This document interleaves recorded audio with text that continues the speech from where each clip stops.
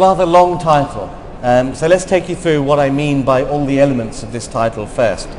First of all, I think everyone's heard the saying, you make your money when you buy, not when you sell. Have people heard that saying? It's very common. It's one of the oldest, it's almost like a cliche in the property business, but it's true. You know, serious property investors make their money when they buy, not when they sell. And how do you do that? You do that by buying cheap. If you buy a property 30% below market value, another way of wording that is to say that you're buying it with 30% of free equity in the property from day one of purchase. And that's very, very powerful indeed. And in today's market, that's what I mean by bulletproof.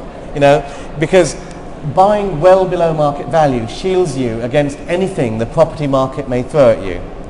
If you're in an area where property prices might fall by 5%, 10%, but you're buying at 30, 35, 40% below market value from a motivated seller, you know, you've pretty much got a bulletproof investment. And income producing.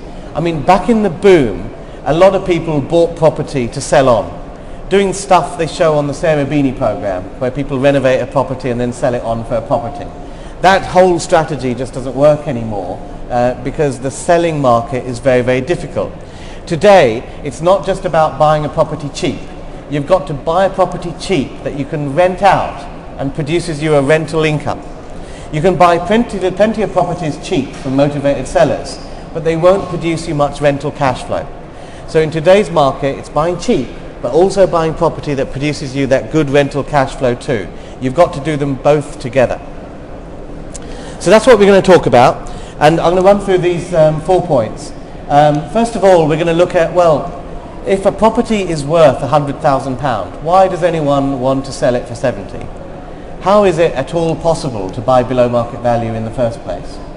Then we'll look at, well, how do you source these properties? Okay, below market value is possible. How do I actually get out there and find these deals? And then I'll show you my system. I've set up a system which I've made available for people on our mentorship program, which allows people to source below market value property deals regularly, very, very easily and straightforwardly. And I'll show you how that's done. And I'll show you some of these leads that come from our system. And I'll get you a feeling of what these motivated seller leads actually look like.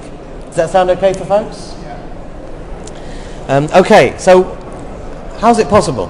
If a property is worth 100k, why will anyone sell it to me below market value? Well, the property market is not really a market at all. It's very, very inefficient and doesn't work like other markets. Let's look at, say, the stock market as an example.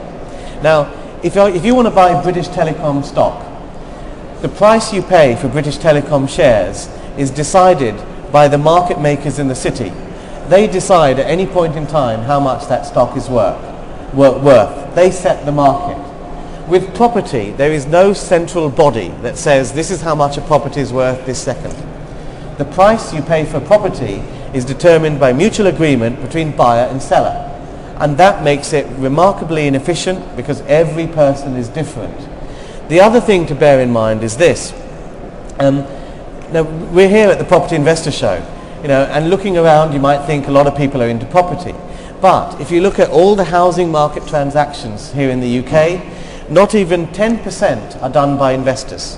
So that means more than 90% of all the house sales and purchases are being done by people who want a roof over their head. They're not doing it primarily for business reasons.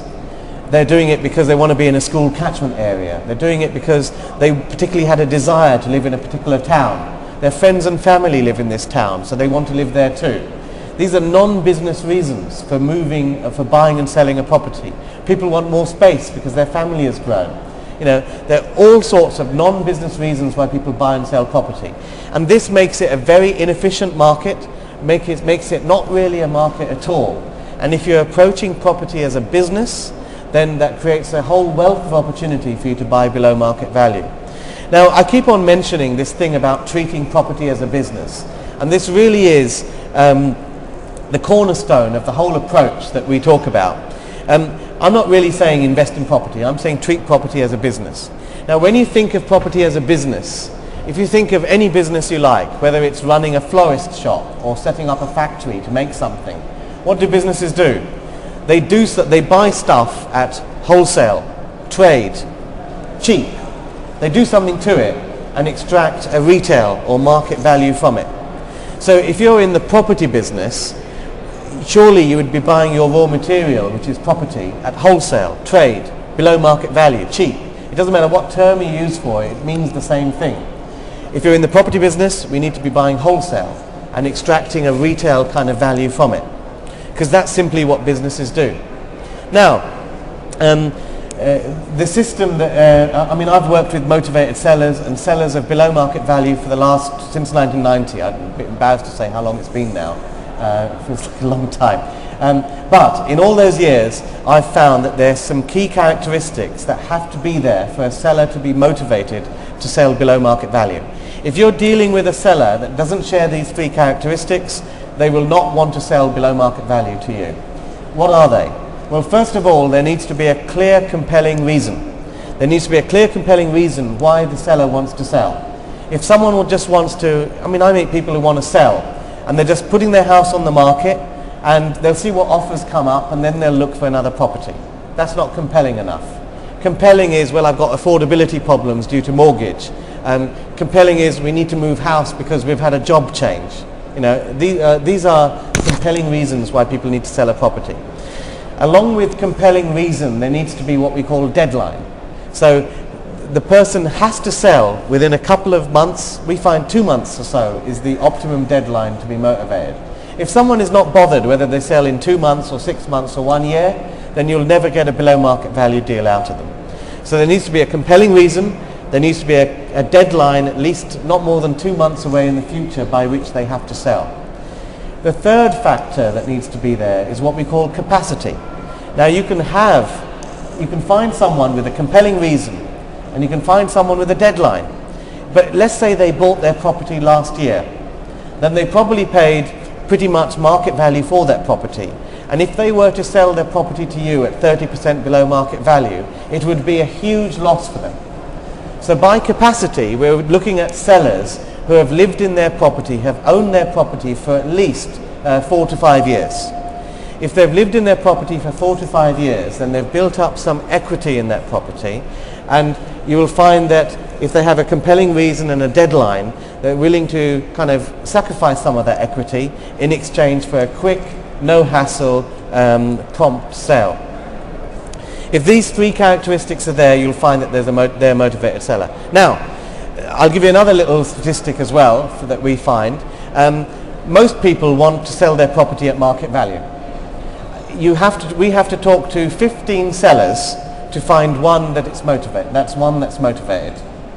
So 1 in 15 of people who are looking to sell a property will have these three characteristics that would be motivated and be willing to sell below market value. So your job as an investor is to have a system which identifies those 1 in 15 people as quickly as possible, so that you can quickly evaluate whether there's an opportunity there and do those deals accordingly. Does that make sense to people so far?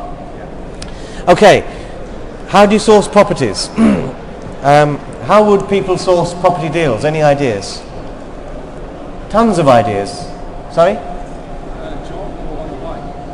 Yeah, you can go around the neighbourhood, knock on doors, of course, yeah. Leaflets, auctions, internet marketing, estate agents. There are tons of different ways, and really in the home study course we talk about the main 30 ways of sourcing properties below market value. But what I wanted to share with you is a little, and I've put some of the most common ones on the board here.